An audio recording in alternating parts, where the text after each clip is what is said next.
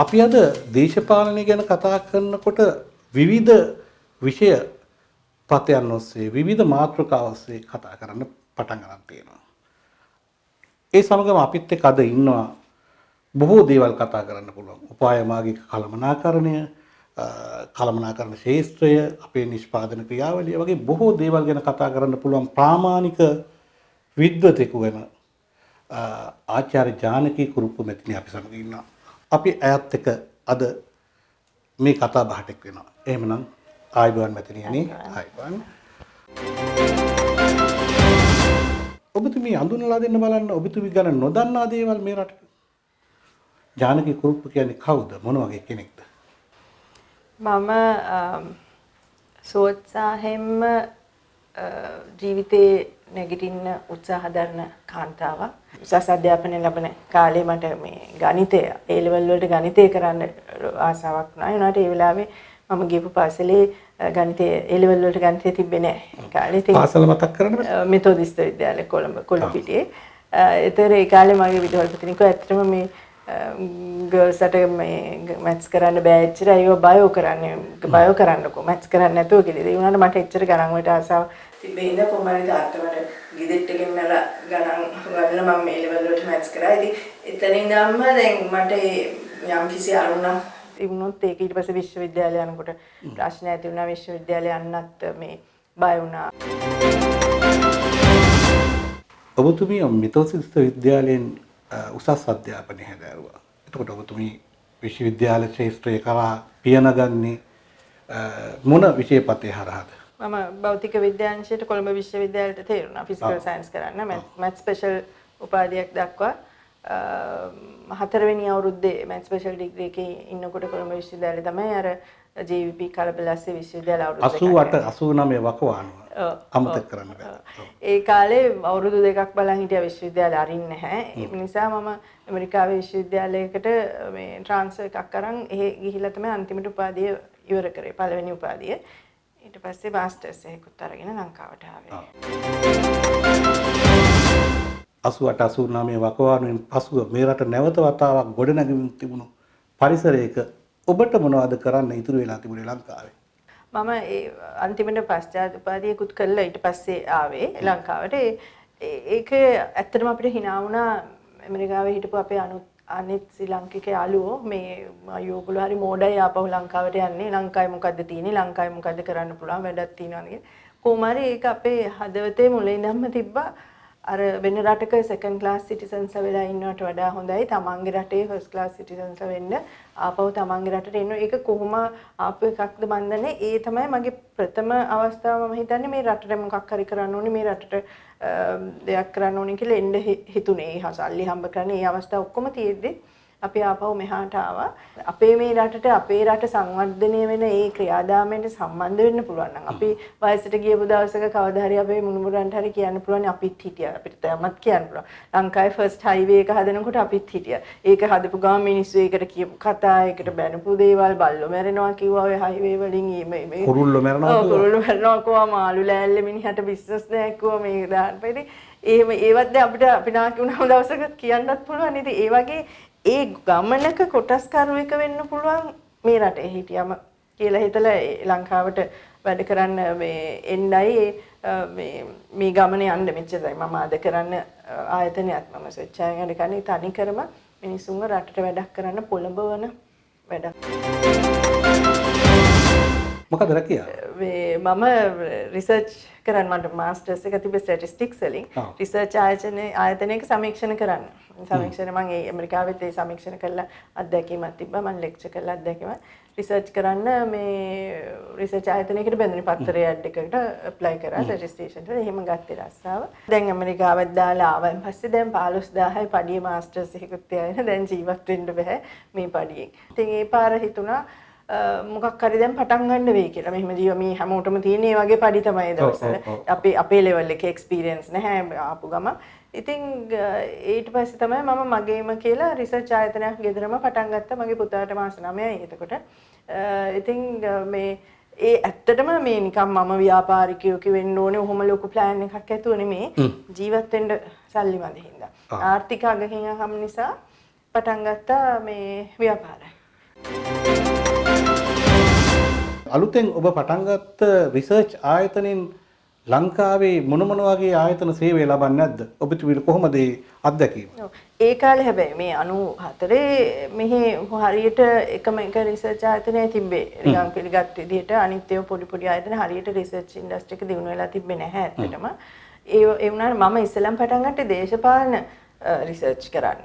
මේ ජනමත විචාරණ, opinion Paul's. මම ඉස්සෙල්ලාම ට්‍රේනින් එකක් අපේ CNN එකේ ඔපිනියන් පෝල්ස් කරන ඇමරිකානු මට ට්‍රේනින් එකක් හම්බුනේ මේ ජනමත විචාරණ කරන්න. ඉතින් ඒක ඉවරලා ඒක කරගෙන යනකොට මට තේරෙන මේ ඉලෙක්ෂන්ස් ප්‍රෙඩික්ට් කරන්න කවුද දිනන්නේ, ජනතාවගේ අදහස මොකක්ද, එක දේශපාලන පක්ෂ ගැන, පාලනයන් ගැන.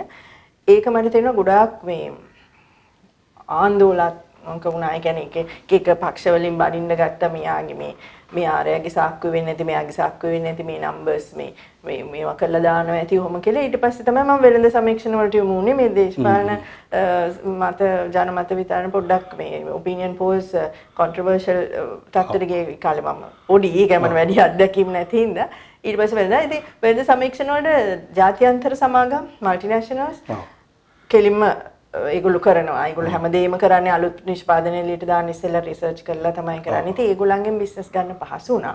හැබැයි මම දේශීය ආයතන ගොඩක් කන්වින්ස් කරා පළවෙනි වතාවට රිසර්ච් කරලා මේ තීරණ ගන්න, රිසර්ච් කරලා කරන්න කියලා. ගොඩක් දේශීය ආයතන පළවෙනි වලට පොරම ගන්න පුළුවන් වුණා. අපිත් එක්ක රිසර්ච් ගන්න අන්තිමට මට 300ක් දෙනා වැඩ කරා මගේ යටතේ.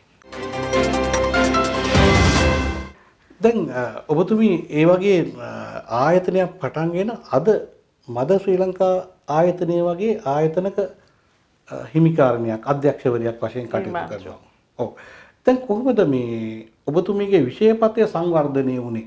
මාකට් රිසර්ච් ආයතනය ඊට පස්සේ ලෝකේ තියෙන ලොකුම මාකට් රිසර්ච් ආයතනය වෙන නීල්සන් ආයතනය ඉන්දියාවට ආවා. ඉන්දියාවට ආවම ඒගොල්ලෝ ලංකාව, බංග්ලාදේශී රටවල් වලටත් යන්න කැමැත්තක් දක්වලා ඒගොල්ලෝ බලලා තිබ්බ ලංකාවේ තියෙන ආයතන අපිට ජොයින් වෙන්න පුළුවන් ආයතන. අපේ ආයතනයේට මේ ආරාධනාවක් ආවා නීල්සන් ලංකාවට ගිහින් අපි කැමතියි ඔයගේ ආයතනය විකුණනවාද කියලා අපිට. හරි එහෙම විකුණුවොත් විතරක් අපි එන්නම්. හැබැයි නැත්නම් අපිට ඇවිල්ලා තනියෙන් ඔක මුලින් ඉඳන් පටන් ගන්න වෙයි මාකට් එක පොඩි වැඩි කියලා. ඉතින් ඒ නීල්සන් ආයතනයේට මගේ ආයතනය විකුණුවා රටට හොඳ හින්දා. ඒ කියන්නේ ලෝකේ ලොකුම රිසර්ච් ආයතනය ලංකාවට ගේන අවස්ථාව මට ලැබුණා. ඒ වගේම මත් එක්ක වැඩ කරපු 100 ගාණක් හිටපු මේ පර්මනන්ට් ස්ටාෆ් එකටත් දැන් ජාත්‍යන්තර ආයතනයකට වැඩ කරන්න අවස්ථාවක් ලැබුණා. ඉතින් මගේ කොටස් ටික විකුණලා ඒක ළමෙක් හදනවා වගේ තමන්ගේ ආයතනයක් හදනවා කියන එක අත්හරින්න හරි අමාරුයි. එතකොට අවුරුදු 10යි මම ආයතනය කරලා තිබ්බේ. ඒ වුණාට ඒකේ ඉදිරි අනාගතයට ඒ ආයතනයේ ඉදිරි අනාගතයට හොඳයි මේක කියලා මම ඒ තීරණය ගත්තා. ඉතින් ඔහොම ඒ රිසර්ච් එක මගේ අධ්‍යාපනයට කෙලින්ම සම්බන්ධ එකක්. මොකද මම ස්ටැටිස්ටික්ස් එහෙම කරපු නිසා. ඊට පස්සේ කාගිරිස ආයතනයට බැඳිලා මම එතනත් උපාය මාර්ග කර්මනාකරණය කරා. බිස්නස් ඉන්ටෙලිජන්ස් කියන දෙයක් පිහිටෙව්වා ඒ ආයතනෙ. මොකද ඒ ආයතනේ ලොකු ආයතන ගොඩක් සමූහයක් මාකටිං පැත්තේ වැඩ කරා. ඔහොම මම දැන් වෙනකොට ඉන්ඩස්ට්‍රීස් 20ක විතර වැඩ කරලා තියෙනවා.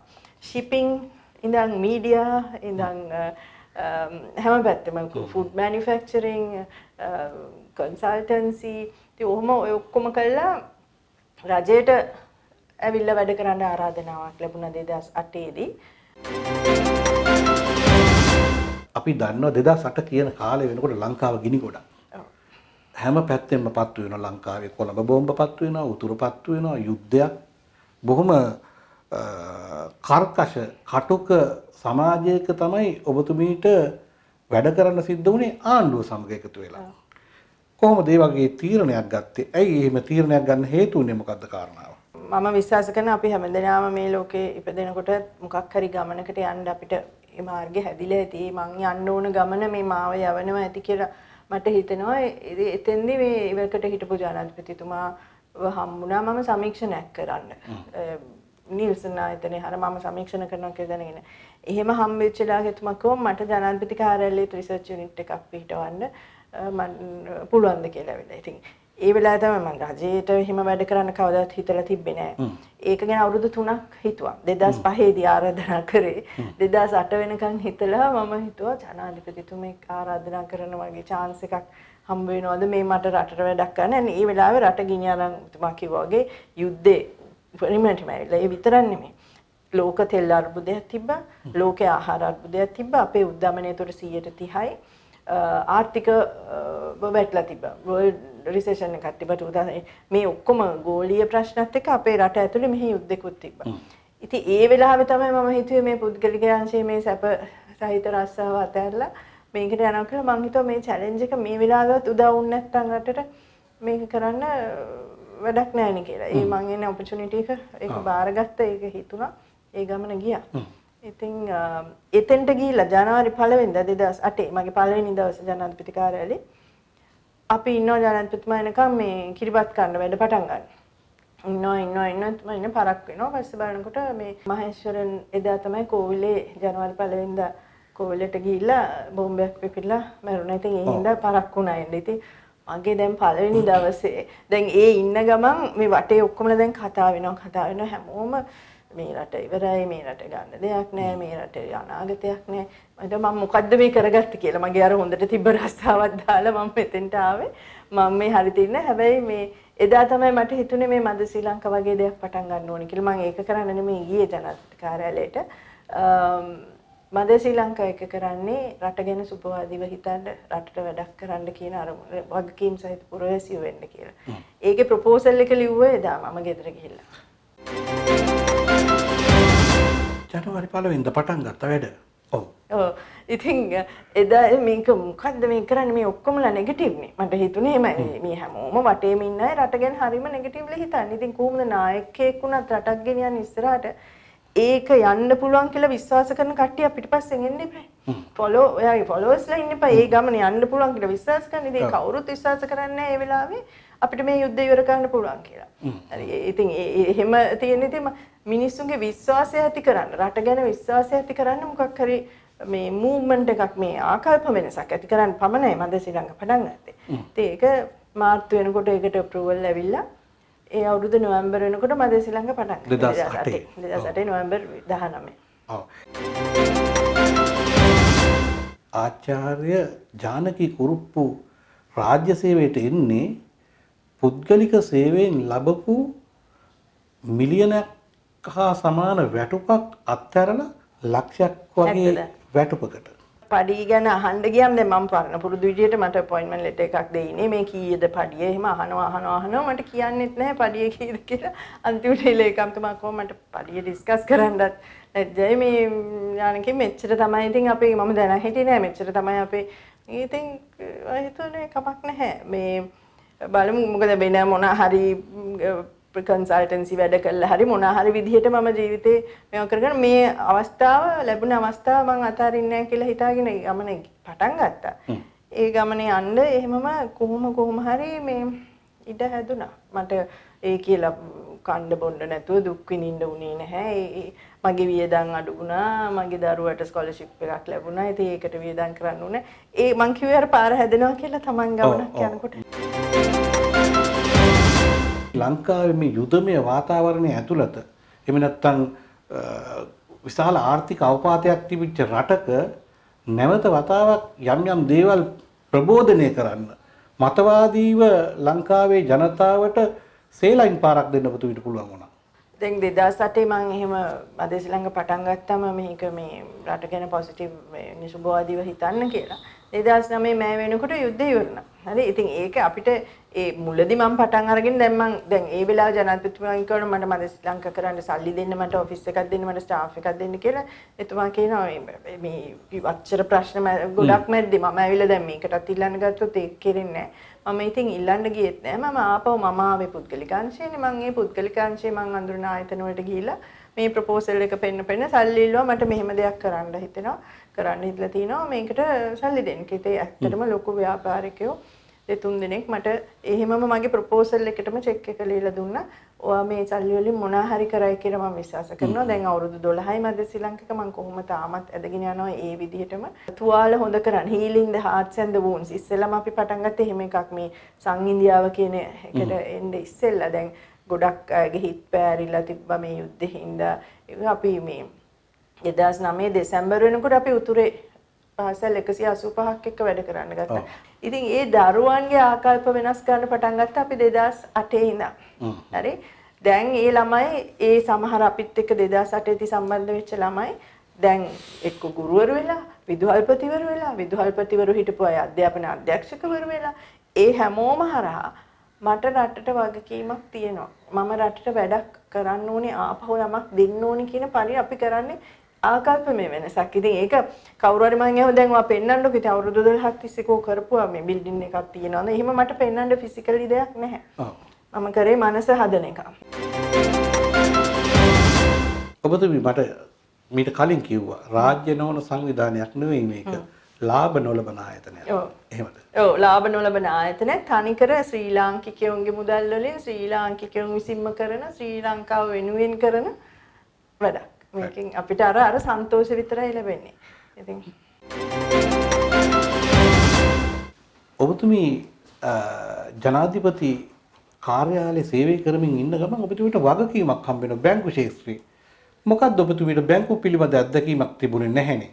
එකපාරටම බැංකුවක් බාර ගන්න කියලා ආරාධනාවක් ලැබෙනවා. මම එක දවසක් යාපනයේ ඉන්නකොට මද ශ්‍රී ලංකා වැඩසටහනකට ගිහිලා මට මේ මුදල් අමාත්‍යාංශයෙන් කෝල් එකක් ආවා. ඇවිල්ලා හම්බ වෙන ලේකම්තුමා කොළඹ ආවම කියලා. ඊට පස්සේ මට ලියුමක් දුන්නා සභාපතිනි ප්‍රාදේශීය සංවර්ධන බැංකුව. මං ඒ ලියුම බලලා එහෙම බැංකුවක් නැහැ නේ කියලා. ඔව් ඒක තමයි පිටවන්න ඕනේ කොයි බැංකුව. හරි. මේ කවුද කියන්නේ? පීබී ජයසුන්දර මුදල්. ආචාර්ය පීබී ජයසුන්දර. ආචාර්ය ඒ බැංක් මං කිව්වේ මෙහෙම බැංකුවක් නැහැනේ. ඕ බැංකුව පිහිටවන්න ඕනේ. අර වයඹ සංවර්ධන, උරුහුණ සංවර්ධන, රජරට සංවර්ධන කියලා බැංකු 6ක් තියෙනවා. ඒ බැංකු 6 එකතු කරාම තමයි ප්‍රාදේශීය සංවර්ධන බැංකුව හැදෙන්නේ. ඉතින් ඒ 6 එකතු කළා මේ අලුත් බැංකුව පිහිටවලා තව මාසෙකින් ඕපන් කරන්න කිව්වා. හරි. ඉතින් ආයෙම එකතු කරලා දැන් මම ඔය ඉතින් කමර්ෂල් බැංක් එකේ ඩිරෙක්ටර් කෙනෙක්. කොච්චර තමයි ඉතින් මම බැංකුව ගැන අත්දැකීම. කමර්ෂල් බැංකේ ඉතින් මේ මාස එකමාරකින් ඕපන් කරා. පළවෙනි අවුරුද්දේ මිලියන් 900ක් ලාභ හෙව්වා.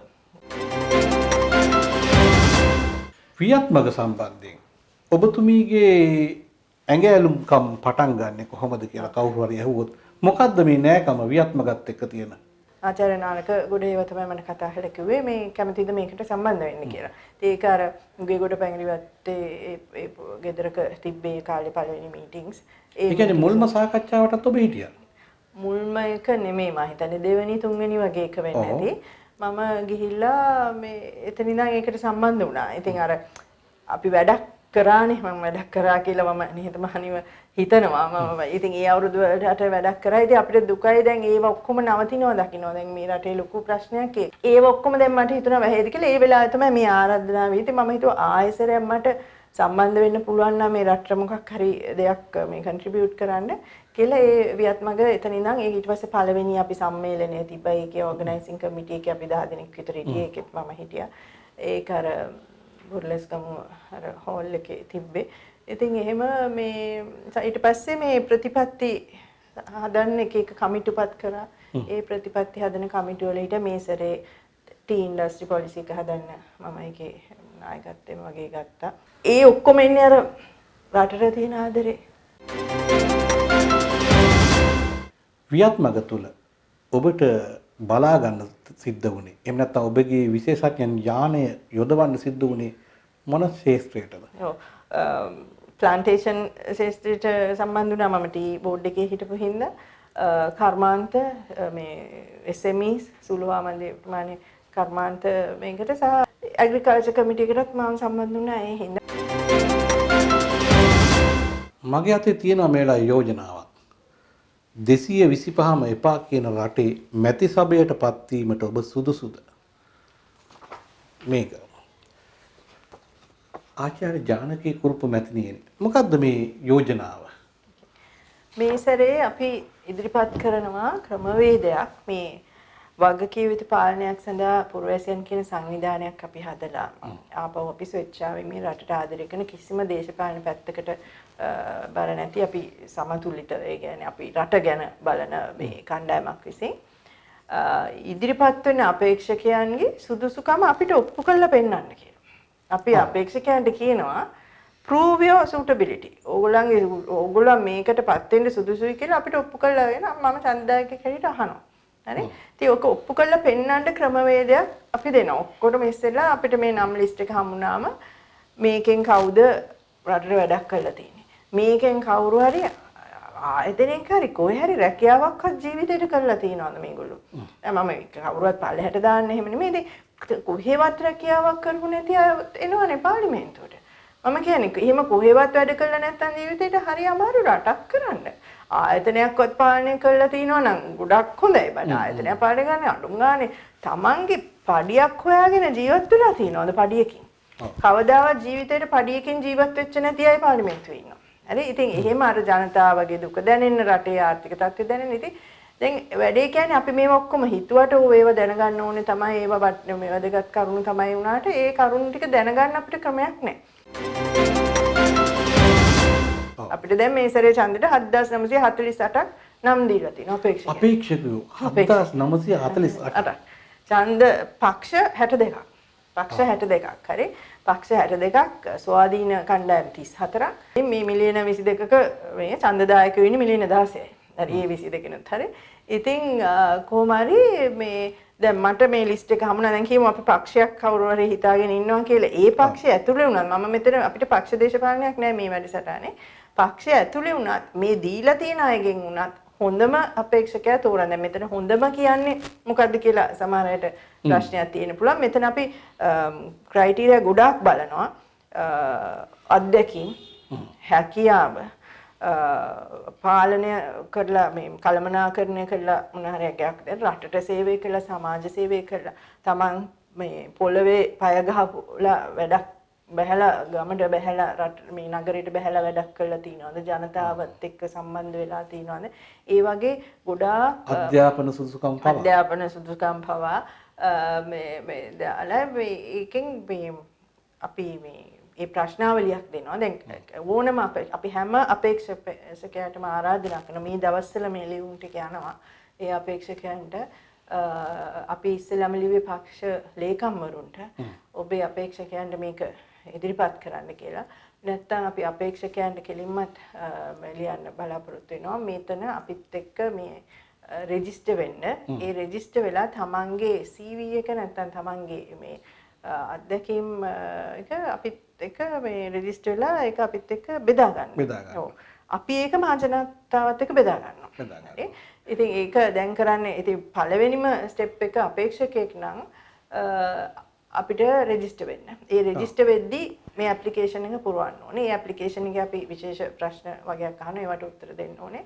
ඒක අපි පබ්ලික් එකට ඩිස්ප්ලේ කරනවා වෙබ්සයිට් එක. හරි. එතකොට ඡන්දදායකයෙක්ට අවශ්‍ය නම් දැනගන්න මම මේ ලිස්ට් එකේ ඉන්නේ කවුද මේගොල්ලෝ. ඉතින් ඊපස්සේ අන්තිම තීරණය එයා ගනි. ඔක්කොම අත්දැකීම් ටික බලලත් මට අර පාර හදලා දීපු එක්කෙනාට දෙනවා කියලා ඡන්දෙ දෙයි. ඒක එයාගේ අතේ තියෙන්නේ. මේ නිදහස තියෙනවා. නමුත් අපි බලන්නේ කොහොමද මේක බලන්නවත් අවස්ථාවක් දෙනවද කියලා. ඉතින් මේ සැරේ ඡන්දදායකයාට කියන්න බෑ අයියෝ අපිට අවස්ථාවක් තිබෙත් නැහනේ අපිට බැරි වුණානේ කියලා.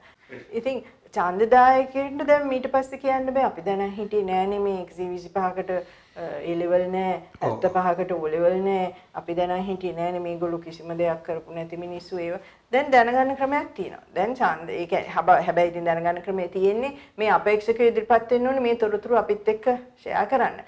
ඒ අපේක්ෂකයන්ගේ මොන හරි හංගන්න දෙයක් තියෙනවා නම් ඒගොල්ලෝ ඒක තොරතුරු දෙන්නේ නැතුව ඉඳි. මේ විනිවිදභාවයෙන් කරන්න ඕනේ. ඒ කියන්නේ තමන් සුදුසුයි කියලා හිතනවා නම් ඡන්ද ඉල්ලලා පාර්ලිමේන්තුවට ගිහිලා මේ රට ඉස්සරහට ගෙනියන්න තමන් සුදුසුයි කියලා හිතනවා නම් ඇයි මේ තොරතුරු ටික අපිට පෙන්වන්න බැහැ? ඔව්.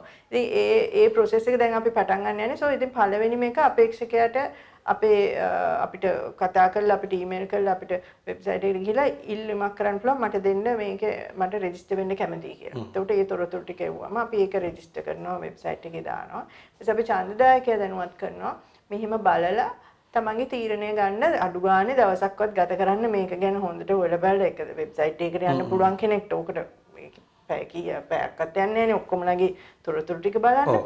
බලලා මේ දැනුවත්ව තීරණයක් ගන්න කියලා. මොකද රට මේ පත් වෙලා තියෙන තත්ත්වයේ මේ ලේසි පහසු තත්ත්වයක් නෙමේ. අපිට මේ හොඳම කට්ටියක් පත් කරගන්න වෙනවා මේ සැරේ මේකෙන් ගොඩ ගන්න නම්. දැන් අපි මේ විදිහේ ක්‍රයිටීරියා හදලා මේ විදිහේ සමීක්ෂණ කරලා අපි එක ඉලක්කයක් දෙන ජනතාවට. ඔබතුමී කෙටියෙන් කියන්න මොන වගේ මිනිහෙක්ද පාර්ලිමේන්තුවට යන්න ඕන?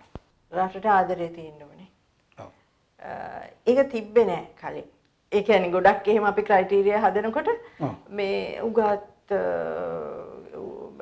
දැනුවත් හැකියාව තියෙන හොඳට මේව කරන්න පුළුවන් අය කියලා දැන් එහෙම සෙට් එකකුත් ගිහිල්ලා අපි දැක්කා ඒත් රට කෑවා මොකද රටට ආදරේ නැති. ඒ වැඩක් නෑ ඒගොල්ලෝ හොඳට උගත් හොඳට දැනුම තියෙන ඕන එකක් පාලනය කරගන්න දන්නවා එක්ස්පීරියන්ස් තියෙනවා බට් ඒ කරපු සමහර දේවල් දැක්කම අපිට හිතෙනවා මේගොල්ලන්ට මේ රටට ආදරේ නැති කියලා. ඉතින් යවන්න ඕනේ මගේ මතය අනුව අපේ මතය අනුව රටට ආදරය කරන බිම් මට්ටමේ ඇත්ත තත්ත්වය තේරුම් ගත්ත. අය මේ ඔෆිස් වල ඉඳලත් ඒකත් මදි අපේ ජනතාව ඇත්ත මහ ජනතාව ජීවත් වෙන හැටි දන්න එක්කෙනෙක් දන්න අය වෙන්න ඕනේ.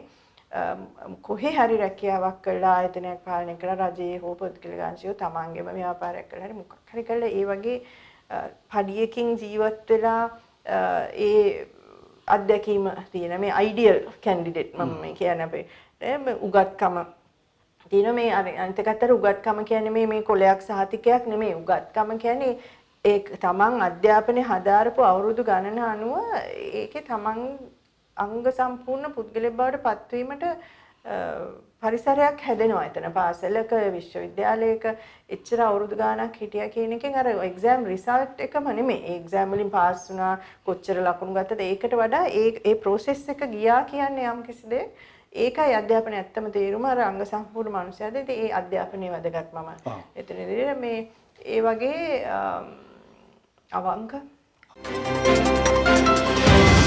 කාන්තා නියෝජනය මේ පාර්ලිමේන්තුව තුල ඉතාම දුර්වලයි. අපේ රටේ දේශපාලනයට කාන්තාව පැමිණෙන්නේ නැත්තේ ඇයි කියලා ඔබතුමී හොයලා නැද්ද කවදාවත්? හෙව්වා. ඉතින් ඒ කියන්නේ දැන් මමත් ඒ වගේ කෙනෙක් කියලා කියන්න පුළුවන්. මොකද අර විදිහට මේ අර ඒකට මුහුණ දෙන්න පුළුවන්ද? ඒ කියන්නේ මම ලෝකේ මේ අද මගේ ජීවිතේ ගොඩක් අමාරු තත්ත්වවලට මුහුණ දීපු කෙනෙක්. ඒ වුණත් අර මේ බනින විදිය අර චරිත ඝාතනය කරන විදිය එතකොට හිතනවා තමන්ගේ ජීවිතේට මේකේ වැඩක් තියෙනවද කියලා. මම ඇත්තටම රටට ආදරේ තමයි. මේ කාන්තාව මදි. හැබැයි අපි වැරදි විදියට කාන්තාව තෝරලත් යවුවා. ඒකෙන් කාන්තාවන්ටම නින්දාවක් වුණා. මුළු කාන්තා ජාතියටම නින්දාවක් වුණා. මේ ඒ හේතු සඳහා නෙමෙයි ඔය මං කියපු අර ක්‍රයිටීරියා උගත්කම හැකියාව ඒ ඔක්කොම තියෙන කාන්තාව. හරි ඒ ඔක්කොම තියෙන පුරුෂ පක්ෂයේ. අර අපි දැන් පුද්ගලික අංශය අපි ඉන්නවනේ දැන් බෝඩ් රූම් එකක වුණත් දැන් බෝඩ් එකක වුණත් කාන්තාවන් අවශ්‍යයි කියලා දැන් පිළිඅරගෙන තියෙනවා ලෝකෙම දැන් කෝටාස් දාගෙන හරි කාන්තාවන් පත් කරන්න හදනවනේ අධ්‍යක්ෂක මණ්ඩලක වල. එතනත් ඒ හේතුව අර අපි හිතන හැටි වෙනස්. පිරිමි ගෑනු කියන්නේ මේ ලෝකේ ඇදලා තියෙන්නේ අර ඒ දෙක කොම්ප්ලිමෙන්ටරි. ඒතර පිරිමි ගෑනුයි දෙකම මික්ස් වෙච්ච කමිටුවකින් තීරණයක් ගන්නවා කියන්නේ ඒක හොඳ බැලන්ස් තීරණයක්. මොකද මේගොල්ලෝ හිතනවා එක පැත්තක් මේගොල්ලෝ හිතනවා එක පැත්තක්. ඉතින් මේ දෙකම එක් වෙච්ච තැන තමයි හොඳම තීරණ වලට එන්න පුළුවන් කියලා මම අත්දැකීමෙන් දන්නවා. නැතුව මේ ගෑනු විතරක් හිටියොත් හොඳයි එහෙමත් නෙමෙයි. මික්ස් හොඳ මික්ස් එකක් තියෙන්න ඕනේ. බැලන්ස් ඉමෝෂනල් පැත්ත, ඉන්ටෙලිජන්ස් පැත්ත, ඒ හැම පැත්තම බලලා රැෂනල් පැත්ත, ඒ හැම පැත්තම බලලා තීරණය ගන්න. මේ කොවිඩ් එක හැන්ඩල් කිරීමේදී කාන්තා නායකයෝ වැඩි හොඳට කරලා කියලා අපිට ප්‍රතිඵල තියෙනවා. මේ අපි පිළිබඳව තීන්දුව తీරන ගන්නේ 225. එහෙමනම් ඒ 225 අපට ආදරය කරන අය විය යුතුයි. ඔව්. එහෙම නේද? ඔව් ඒක මේ අර අයින්ස්ටයින් කිව්වේ තමන් මේ දේශපාලන සම්බන්ධ වෙන්න මට කැමති නෑ ඕකේ කියන අය. ඒ කියන්නේ then you take the risk of being ruled by fools. ඒ කියන්නේ if you keep on telling I don't want to get involved in that කියලා මම්මගේ වැඩක් කරගෙන මට ඕවට සම්බන්ධ වෙන්න කැමති නෑ එහෙම කියන අය ගොඩක් ඉන්නවනේ. එහෙම දැන් ඊට පස්සේ ඉතින් මොඩර්න් විසින් තමම පාලනය කරගන්න ගත්තොත් එතකොට කම්ප්ලේන්ට් කරන්න එපා. ඒ හින්දා අපි මේකේ ලොකු වගකීමක් තියෙනවා අපිට මද ශ්‍රී ලාංකිකෙත් අපේ මේ ප්‍රධාන පණිවිඩය වගකීම් සහිත පුරවැසිය වෙන්න කියලා. මේ කොවිඩ් එක පාලනය කරන වෙලාවත් අපි කියපු දිගටම වගකීම් සහිත පුරවැසිය විදිහට හැසිරෙන්න අපි කිව්වේ අවුරුදු දැන් ඔච්චර මෙතෙන්දිත් ඒකයි. හරි හරි අපේක්ෂකයා යවන එකේ අපිට ලොකු වගකීමක් තියෙනවා. ආචාර්ය ජානකී කුරුප්පු කියන්නේ අපිටයි වගකීම තියෙන්නේ. සුදුසු කෙනා හරි කෙනා හරියට පාර්ලිමේන්තු යවන්න. ඒගොල්ලන්ට අවස්ථාව දෙන්න. එහෙම නැතුව නුසුදුස්ස යවලා ආයි පසුතැවෙන්න එපා. එහෙම නේද ඔබතුමීගේ අවසාන අදහස? ඔව් අවසානයේ කියන්නේ එතෙන්දි දැන් මං කියව අර පුද්ගලිකව කවුරු හරි උදව් කරපු දේශපාලනඥයන්ට ඡන්දෙ දෙන ගතියක් නේ අපේ වැඩිපුර මිනිස්සු තියෙන්නේ. මම කියන්නේ ඒකත් පොඩ්ඩකට අමතක මේ මිනිස්සයා හරි මගේ කාට හරි රස්සාවක් දෙන උදව්වක් කරා මේ මිනිස්සයා මට එහෙම කරේ නැහැ. ඒ වුණාට මම මේ දෙන්න බැලුවොත් කවුද වැඩියෙන් දක්ෂ මේ වෙලාවේ රට හරවන්න අනිත් පැත්තට ආපහු ගෙනියන්න. අන්න ඒ පොඩ්ඩක් එතෙන්දී ආත්මාර්ථකාමී නොවි රට ගැන හිතලා ඒ හරි පුද්ගලයා ඡන්ද දෙන්න කියලා. ඒ මොකද එයාගේ හැකියාව බලලා ඡන්ද දෙන්නේ. අර උදව් කරපෙන්නා නෙමෙයි වෙන්න පුළුවන්. එහෙමනම් අපි අද බොහෝ දේ කතා කළා. පාර්ලිමේන්තුව ගැන මේ රටේ උපාය මාර්ගික සංවර්ධනය එහෙම නැත්නම් කළමනාකරණය ගැන බොහෝ දේ කතා කරා ආචාර්ය ජානකී කුරුප්පු මැතිණිය සමග. එහෙමනම් ඔබට බොහොම ස්තුතියි.